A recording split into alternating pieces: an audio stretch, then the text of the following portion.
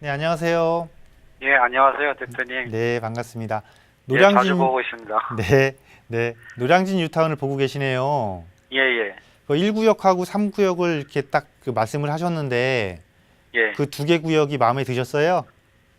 예, 역 근처에 가깝고, 네. 그래서 그 구역이 마음에 들어가지고요. 아, 그렇구나. 여기 뭐 자금은 좀 충분하시고요. 뭐, 많지는 않은데, 한 뭐, 5억 고선에서 한번 아, 5억 해볼까 하고요. 정도요? 예, 그러면은 뭐 충분히 가능하시겠네요. 왜냐면 노량진 뉴타운이 이렇게 조그만 지분보다 좀 큰 지분들이 많다 보니까, 예, 예, 비용이 조금 많이 소요되거든요. 일단 노량진 뉴타운 자체를 선택하신 건 나쁘지 않으신 것 같아요. 그래서 한번 살펴보도록 할게요. 얼마만큼 좋은지. 특히 1구역하고 3구역 보셨잖아요. 예, 예, 그래서 우리가 항상 이런 개발 구역을 볼 때는 전체적인 큰 이 개발 구역의 큰 전체적인 입지와 함께 이제 세부적인 입지로 들어가시면 되는 거거든요. 그래서 큰 입지 보시게 되면 노량진 뉴타운은 여의도 바로 접근성, 뭐 용산 접근성, 강남 접근성 좋기 때문에요. 입지 자체는 너무나 좋습니다. 너무나 좋고 잘 선택을 하셨어요. 그리고 그 다음에 내부적으로 조금 볼게요. 내부적으로 조금 보면 생각하고 계신 여기가 지금 속도가 조금 다 달라요, 그죠? 예, 예, 많이 다릅니다. 예, 조금 지금 빠른 곳이 6구역, 7구역 아래쪽에 있는 거, 그죠? 예, 역하고 조금 먼 쪽이 이렇게 속도가 좀 예, 빠르고 지금 생각하신 1구역이 여기가 제일 커요, 그죠? 예, 제일 큽니다. 예, 규모가 제일 크고 그다음 3구역이 비슷한 구역이 몇 개 있고 무엇보다도 1구역이고 3구역인데 노량진 역세권을 보면은 당연히 1구역과 3구역 둘 중에 하나고 1구역과 3구역의 차이를 조금 아세요? 예, 1구역 쪽은 좀 이렇게 밑에 쪽에 있고, 3구역 쪽은 그 학교 위쪽에 이렇게 좀 있어서 그런 네. 차이가 있고, 그리고 1구역은 아마 뭐 조합 추진위가 지금 통과된 것 같고 네네. 그렇습니다. 네. 좀 알고 계신 거 맞고요. 1구역하고 3구역이 속도는 조금 비슷하게 나가고 있고요. 예, 1구역이 이게 큰 지분이 큰 것들이 조금 더 많아요. 예, 예, 그래서 여기는 이제 우리가 왜 1 플러스 1이라고 그러잖아요. 예, 작은 평수 하나 더 줘가지고 그 임대 사업할 수 있는 그 하나 더 주는 조합원한테 이제 그 혜택을 받을 수 있는 게 이제 1구역이긴 하거든요. 그래서 어떻게 보면 이렇습니다. 뉴타운 사업이라는 게 전체 구역이 같이 가느냐 따로 가느냐에 따라서 그 결과치도 많이 달라지는데요. 다행히도 이 노량진 뉴타운의 특징을 크게 살펴보게 되면은요. 앞서서 이렇게 2구역이나 6구역, 7구역이 끌어주고 있고요. 중간에 지금 이야기를 안 했지만 4구역이나 8구역이 또 중간에서 다리 역할을 하고 있고 보고 계신 뭐 1구역이나 3구역이 맨 밑에서 쫓아 올라가는 경향이에요. 그래서 이게 뭐냐면 앞에서 끌어주는 곳이 확실히 존재한다라는 거는 뒤에서 제일 후발주자로 가는 이 마지막 해당 구역한테는 상당한 좋은 조건이에요, 이게. 예, 예, 왜냐면 계속해서 가격을 여기서 끌어주니까 얘는 시간이 지나면 지날수록 가격 상승률이 더 커지거든요. 그래서 구역 선택 너무 잘하셨고요. 제가 보기에는 1구역, 3구역 어디든 나쁘지는 않습니다. 나쁘지는 않고 내 목적을 조금 어떻게 가져갈 것이냐에 따라서 즉 내가 내 집 마련의 순수한 내 집 마련 플러스 투자 차원이냐 아니면 내 집 마련과 함께 임대할 수 있는 아파트 하나 더 받는 것을 노려볼 것이냐 이 차이에 따라서 1구역으로 갈 것이냐 3구역으로 갈 것이냐인데 어쨌건 개발이 다 완성됐을 때를 우리가 상상을 해봐야 되잖아요. 예, 예, 개발이 다 완성이 됐을 때는요. 그 지역에서 랜드마크 역할을 해주고 가격을 선도해주는 구역이 반드시 있거든요. 예, 그 조건은 입지, 역과의 접근성이지만 규모가 또 만만치 않아요. 규모가 두 번째로 작용을 한다라고 보여지거든요. 그래서 두 단지에서 1구역과 3구역의 싸움에서 본다면 저는 1구역 쪽에 조금 더 힘을 실어주고 싶어요. 그래서 1구역 쪽을 조금 더 보시면 좋겠고 제가 앞서 자금은 조금 충분하세요라고 여쭤봤잖아요. 예, 예, 그게 왜 그러냐면 지금 5억 정도의 여유 자금을 갖고 움직이시는 거잖아요. 예, 그럼 우리가 지금 방금 노량진 뉴타운 내에서 구역별로 차이를 조금 봤고 어떤 구역이 구역 내에서 나중에 랜드마크 역할을 할 것인지를 봤잖아요. 노량진 뉴타운 전체 서울시에서의 노량진 뉴타운의 입지를 봤고 노량진 뉴타운 내에서 구역별의 입지를 잠깐 살펴봤단 말이에요. 그죠? 예, 예, 그러면서 어디가 더 좋을지를 파고 갔잖아요. 그러면 이 내가 여유 자금 있는 걸 놓고 이걸 다시 한번 생각해 볼 필요가 있거든요. 서울에서 지금 뉴타운 사업이 재개발 사업이 진행됐던 곳들이 또 몇 곳이 있잖아요. 그 중에 가장 핫하게 주목받는 곳 중에 하나가 지금 이 한남 뉴타운이잖아요.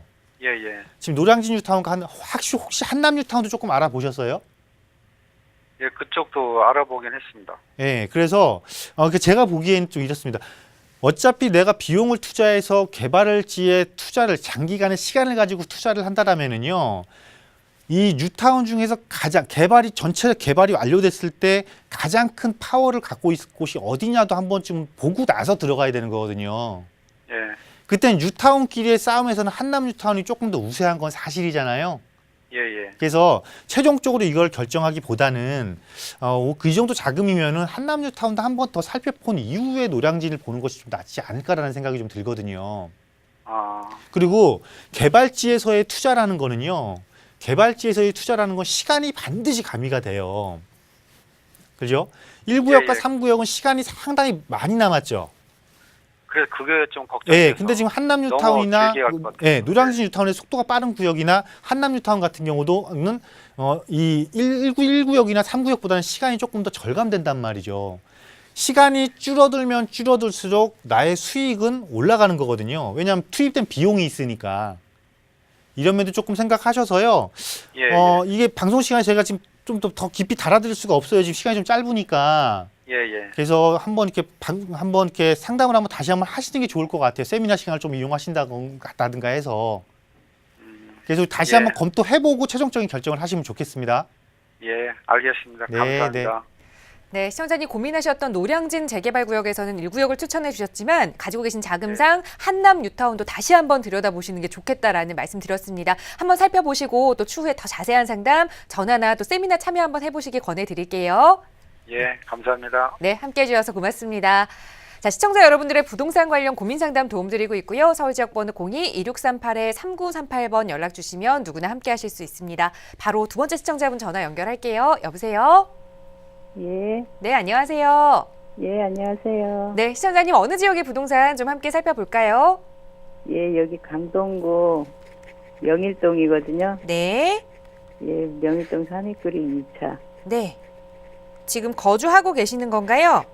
아니, 거주는 여기 암사동, 네. 강동구 암사동 롯데캐슬에 거주하고 있거든요. 네. 예, 그래서 향후 전망이 궁금해서.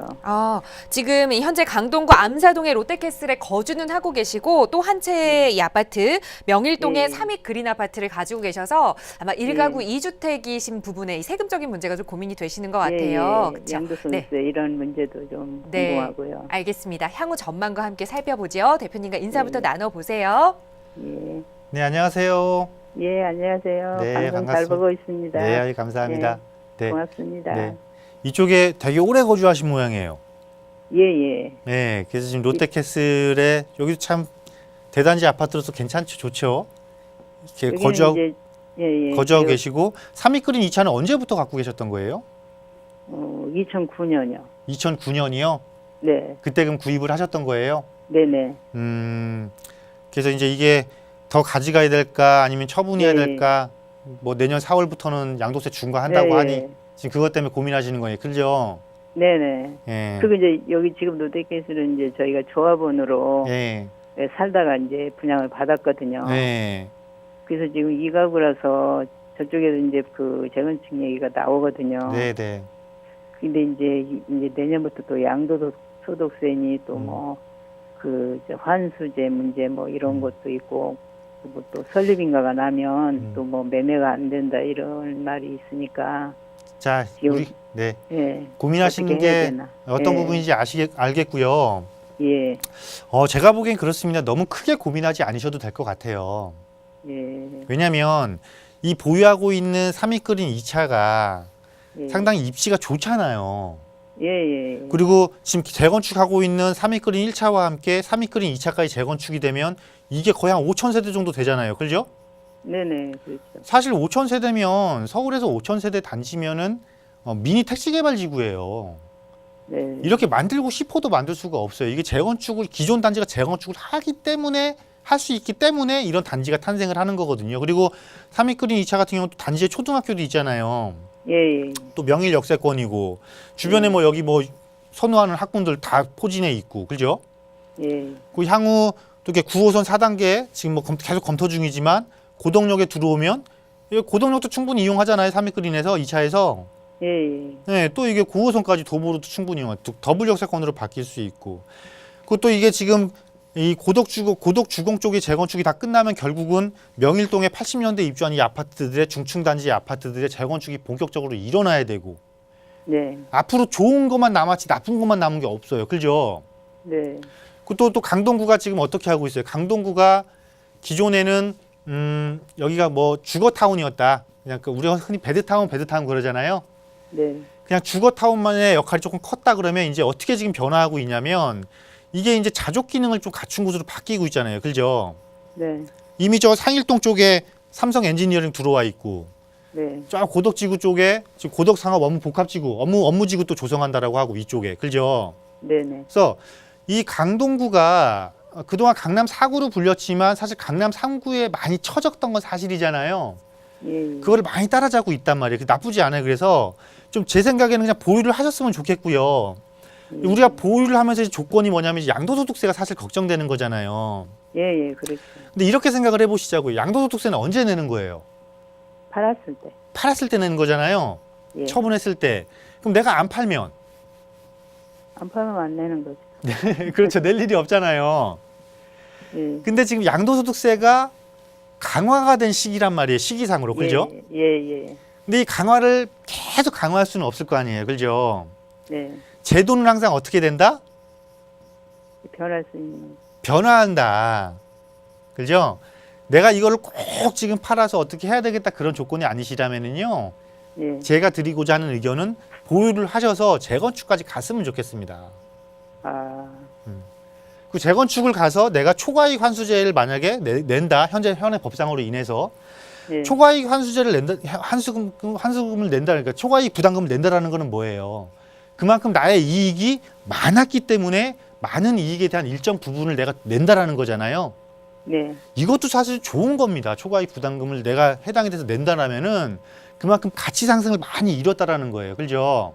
예. 그래서 좋은 거 갖고 계신 거예요. 좋은 거 갖고 계신 거니까 지금 아직 이거 처분도 안 했는데 양도소득세 중과 내년부터 적용되면 어떡하지 이 걱정하지 마시고 그거는 내가 실제로 처분할 때 걱정해야 되는 부분이고 그 시기에 가서 제도가 또 꼭 바뀔 확률도 있으니까요.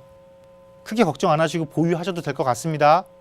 근데 이제 제가 한 말씀 여쭤볼게요. 네, 근데 이제 이게 이 여기 삼익그린 이 차가요. 네, 그 전에 보면 이게 굉장히 그게 굴곡이 심하더라고요. 예. 빠질 때는 확 빠지고 예. 또 올라갈 때 좀 올라가고. 근데 네. 옛날에 그 가격은 아직 회복이 안 됐는데요. 네.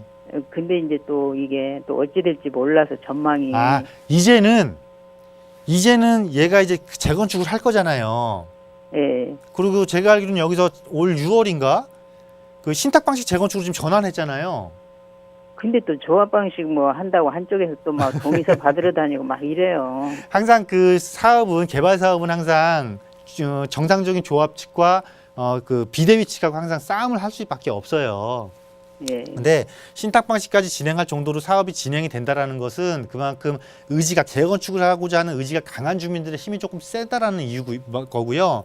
또 이미 지금 우리가 삼익 1차가 지금 재건축하면서 가격 상승을 끌어주고 지역 이 삼익 단지 전체의 안정화를 이루어주고 시작했거든요.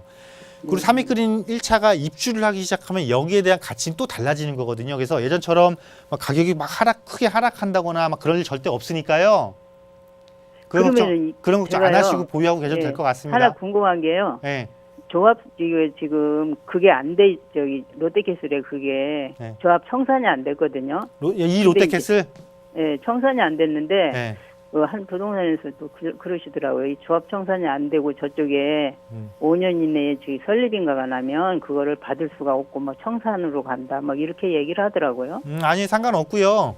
상관없어요? 네, 그 상관없으니까 이거 보유한 지분을 안 주는 게 재건축하고 재개발하고 틀리니까요. 예. 예, 이거는 뭐 그거하고 여기 청산 여부와 상관없이 조합원으로 정상적인 조합원으로 받을 수 있으니까 이거는 괜찮습니다. 네, 네. 고맙습니다. 네. 감사합니다. 네. 네, 네. 고민하셨던 부분 걱정거리 좀 내려놓으시고 보유하셔도 좋다라는 긍정적인 의견 드렸습니다. 잘 참고하셔서 좋은 선택하시기 바라겠습니다. 함께해 주셔서 네, 고맙습니다. 감사합니다. 네. 네. 자, 시청자 여러분들의 부동산 관련 고민 상담 도움드리고 있고요. 서울지역번호 02-2638-3938번 연락 주시면 누구나 참여하실 수 있습니다. 바로 세 번째 시청자분 전화 연결해보죠. 여보세요? 네, 여보세요? 네, 안녕하세요. 네, 안녕하세요. 네, 시청자님 어느 지역의 부동산 좀 고민 가지고 계세요? 좀 여쭤볼게요. 네. 이건 제가 지금 현재 무주택자예요. 네. 그래서 무주택자. 제가. 네, 네. 예, 그래서 가점이 한 50점 정도 나올 건데, 어. 1월에 분양을 받는 게 나을지, 음. 아니면 기존 아파트를 매수하는 게 나을지, 어. 그거랑, 네. 흑석동 조합원 분하고, 네. 잠실 우성 4차 25평 아파트를 알아보고 있는데, 어떻게 선택하는 것이 좋을까? 그게 궁금해서 전화드렸거든요. 네, 알겠습니다. 우선 이 가점 50점을 이용해서 분양받는 것이 좋을지 아니면 기존 아파트를 매수하는 것이 좋을지 고민이 있으시고 또 기존 아파트 중에서는 흑석동 조합원분 아니면 잠실 우성 4차 아파트를 좀 보고 계신 것 같아요. 자, 어떤 게 좀 현명한 판단일지 전문가의 의견 들어보죠. 대표님과 인사 나눠보세요. 네, 안녕하세요. 네, 안녕하세요. 네, 반갑습니다. 네. 네. 네. 지금 가점이 50점이면 낮은 가점은 아니시네요.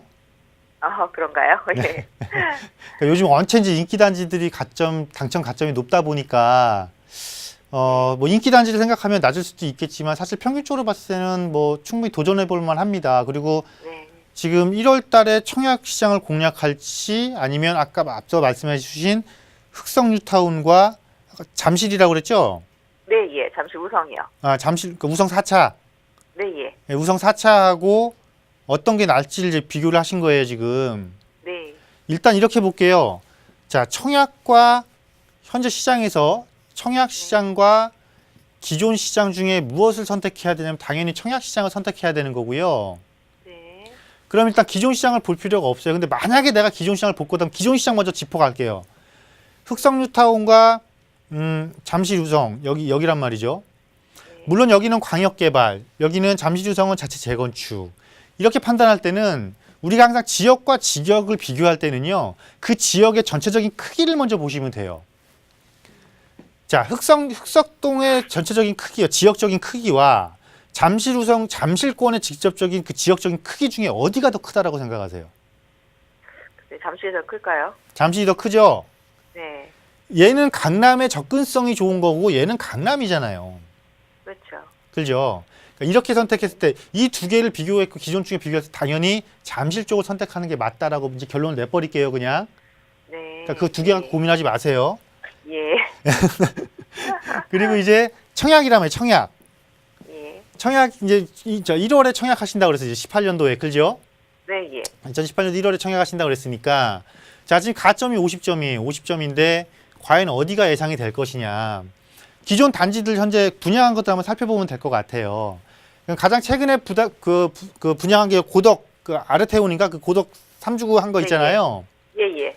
그게 지금 제가 알기로는 청약 가점이 그러니까 24평형짜리 청약 가점이 한 60 후반이었어요. 그리고 33평이 50 중반이었거든요. 청약 가점 당첨 확률이요. 네. 당첨된 게 평균 가점을 보면요. 네. 그러면 이걸 놓고 봤을 때 1월 달 거면 1월 달 정도면 강남권이고 나올 게 좀 있을 것 같은데 그래서 이걸 전체적으로 놓고 봤을 때 여기는 강동이었잖아요. 네, 그렇죠. 그래서 강남권의 분양의 안정권은 지금 60에서 지금 70점은 돼야 될 것 같고 네. 그 비강남권 중에서 조금 인기 있는 지역 있잖아요. 예, 예. 뭐 마포나 뭐 성동, 뭐 강동 막 이런 지역은 한 50에서 60을 확보를 해야 될 것 같거든요. 네. 그럼 가능할 것 같아요. 그리고 비인기 지역은 이 정도면 충분히 가능할 것 같아요. 그래서 일단 적극적으로 공략을 하세요. 왜냐하면 아르테온도 지금 33평 같은 경우 50대 중반이면 가점이 나왔는데 왜 그렇게 말씀드리냐면 이 중에서 아르테온 중에서 같은 우리가 청약할 때 보면 같은 20평대나 30평대 타입이 있잖아요. 타입. 네. 뭐 무슨 A 타입 있고 B 타입 있고 막 이렇잖아요. 네. 이 타입의 선호도에 따라서 청약 가점 커트라인이 또 달라졌어요. 네. 그래서 이게 비선호 타입 같은 경우는 여기가 그 60 초반이었고요. 33평은 이게 48점인가 그랬어요. 네. 그러면 같은 전체 단지에서 내가 50점이었으면 이 48점 당첨됐던 건 충분히 당첨이 되는 거잖아요. 그렇죠. 그래서 네. 그러니까 여러 단지를 다 공략하시되 조금 이렇게 인기가 높은 지역 있죠.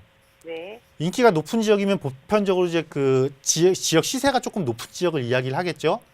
이런 지역 같은 경우는 타입을 조금 비선호 타입 있잖아요. 예.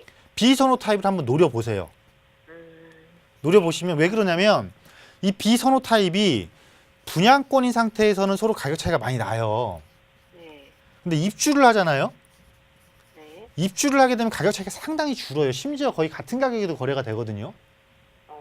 그래서 이런 효과를 조금 누리기 위해서는 이런 전략도 필요하다라는 거예요. 그래서 일단 그 인기 지역에 청약할 때는 조금 비선호 타입을 들어가시고 또 내가 조금 욕심을 버리고 굳이 꼭 이렇게 매머드급 인기 있는 곳만 노려볼 것이 아니라 중간급의 규모의 그러니까 중간급의 지역 정도를 노려보셔서 적극적으로 청약시장 공략하시는 것이 기존 시장 공략하시는 것보다 훨씬 낫다.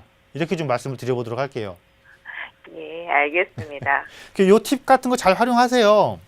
네. 그러니까 우리가 항상 할 때는 청약을 한다라고 해서 내가 꼭 전부 다 남들이 다 좋아하는 것만 내가 무조건 그 평형의 그 타입만 넣어야지 이런 거를 좀 버리시면 돼요. 그러니까 왜냐면 실제 처음에는 보면은 분양할 때도 분양가 자체가 1층과 뭐 로얄층의 분양가 가격 차이가 상당히 많이 나잖아요. 네. 근데 실제 입주해서 그게 시세적으로 거래가 되기 시작하면은요, 분양가 차이 났던 것만큼 그렇게 차이가 안 나게 움직여요. 그러니까 이런 것들 잘 파악하셔서 적극적으로 공략하셔서 좋은 결과 얻으시길 바라겠습니다. 아, 네, 감사합니다. 예. 네, 좀 시원한 답변이 되셨을 것 같습니다. 좋은 선택하시기 바라고요. 함께 해주셔서 감사합니다. 네. 자, 서울 지역번호 02-2638-3938번 언제든지 전화, 문자 상담 모두 가능하고요. 이번에는 문자로 온 고민 좀 들어보도록 하겠습니다. 2339번 쓰시는 시청자분께서 보내주셨는데요. 자, 계속되는 부동산 정책으로 투자 전략 짜기가 좀 어렵습니다. 소액으로 투자할 투자처가 궁금하고 주의점은 어떤 게 있을까요? 라고 좀 넓은 질문을 주셨거든요. 대표님 어떤 현명한 답변을 주실 수 있을까요? 네, 일단 그 소액으로 이제 투자처를 찾고 계시는 거고, 정책적으로 많이 조금 혼란스럽다라고 느끼시다 보니까 이제 부담스러우신 것 같아요. 또 어디를 공략하는 게 좋냐 이렇게 말씀을 하셨는데, 우선 이렇습니다. 투자라는 것은요, 자기 스스로가 정확하게 목적을 갖고 있어야 되고요. 그 목적에 맞는 또 계획을 수립하는 것이 무엇보다 중요하다라고 일단 말씀을 드리도록 할게요. 그리고 이 부동산을 투자를 할 때 판단의 기준을요, 많은 분들이 부동산을 사고 팔 때 판단의 기준을 가격에 두십니다. 이 부동산은 절대 가격의 기준을 두시는 것이 아니고요. 가치의 기준을 두셔야 된다는 것이죠. 가치를 보기 시작하면 지역이 보이는 거고요. 그 가치로 인해서 지역이 보이는 거고 지역에 있는 매물이 보이는 겁니다. 자, 결국 가치라는 것이죠. 그럼 이 가치는 누가 결정을 해줍니까? 부동산에 대한 가치를 결정해 주는 사람은요. 결국은 내가 보유하고 내가 투자한 부동산을 사용해주고 이걸 또 갖고 싶어하는 사람, 즉 추가적인 수요자가 있어야 된다는 것이죠. 문제는 이 수요자가 그때 일시적인 수요자에서는 절대 안 되고요. 이 수요자가 지속적이어야 된다는 것입니다. 지속적이면서 자꾸 증가를 해야 된다는 것이죠. 그러면 이것만 따라가시면 돼요. 자, 가격이 아닌 가치를 놓고 판단을 했고, 그럼 가치가 올라가기 위해서는 어떠한 조건을 갖춰야 되냐? 당연히 수요자를 갖춰야 되는데, 수요자 중에서 어떠한 수요, 지속적이고 증가할 수 있는 수요를 가져야 된다. 그렇다면 도대체 어떤 수요자가 지속되고 어떤 수요자가 증가할 것이냐? 이때 이제 정책적이라든가 어떤 통계 자료를 조금 살펴보시는 겁니다. 최근에 발표한 통계청의 자료를 보게 되면요.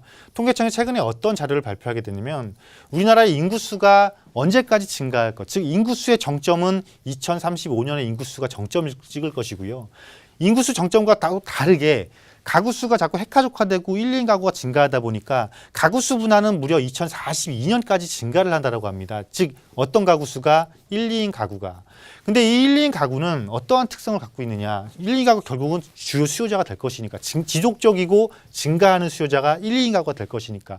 그럼 이 1, 2인 가구의 특성은 뭐냐면요. 편익성은 상당히 중요하다는 것입니다. 어떤 편익성? 교통에 대한 편익성, 또 직주 근접에 대한 편익성, 또 편익시설에 대한 편익성을 상당히 중시한다는 것이죠. 그렇다 보니까 주로 어디를 많이 가게 되냐면 이런 것들이 갖추고 있는 지역, 중심권,